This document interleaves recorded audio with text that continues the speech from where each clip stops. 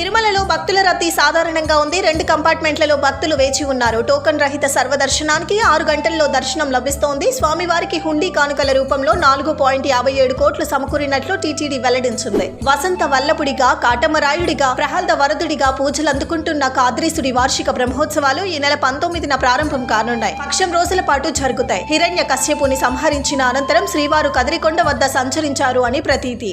నగరిలోని స్థానిక కామాక్షి సమేత కరకంఠేశ్వర ఆలయంలో ఆదివారం ధ్వజారోహణంతో పంగునోత్తర తిరుకల్యాణ బ్రహ్మోత్సవాలు ప్రారంభమయ్యాయి. ఉత్సవ మూర్తులకు అభిషేకం, ప్రత్యేక పూజలు చేశారు.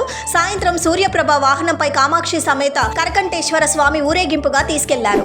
మంగళగిరిలోని స్థానిక లక్ష్మీ నృసింహస్వామి బ్రహ్మోత్సవాలలో భాగంగా స్వామి కళ్యాణోత్సవానికి భక్త జనులను, దేవతలను ఆహ్వానానికి భక్తగ్రేసుడైన గరుత్మంతుని ధ్వజంపై ప్రతిష్ఠించారు. సంతానం లేని దంపతులు ప్రసాదంగా స్వీకరించిన సంతానం ఫలితం కలుగుతుందని భక్తుల నమ్మకం.